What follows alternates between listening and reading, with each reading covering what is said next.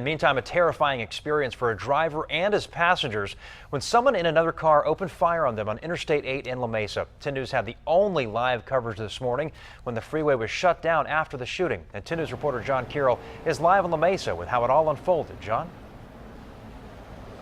Preston, it was on this stretch of Interstate 8 eastbound, just over my shoulder right there, west of the 125 interchange, where the shooting happened shortly after 3:30 this morning. Not long afterwards, CHP was on scene, and then La Mesa police. An empty freeway in the early morning light, the result of what happened right here hours earlier.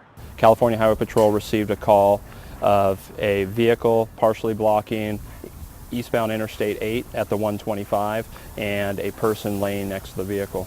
We've put together a 10 News virtual view to show you how police say it happened. Two cars were heading eastbound on the 8 just before the 125 interchange. Shots were fired from one car into the other. The shooter sped off. The victim's car, a silver Nissan Maxima, pulled over, and one of the occupants got out and fell onto the freeway pavement. At some point, friends helped that person back into the car, and they sped off to Grossmont Hospital. A few minutes later, La Mesa police received a call from Grossmont Hospital indicating that they had two gunshot victims that just showed up at the hospital. Outside the Grossmont emergency room, evidence of the frantic scene that played out earlier. The victim's car, this silver Maxima, stopped outside, its doors still open. Police say the driver and another passenger were hit, both now in serious condition. Back on the freeway as the sun came up, the investigation was in full swing. Detectives and officers taking measurements, evidence markers on the freeway.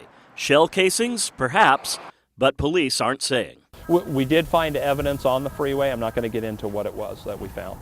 The eastbound lanes of the freeway through La Mesa were closed at about 4 Sunday morning. They weren't reopened until about 9 a.m., nearly 5 hours later.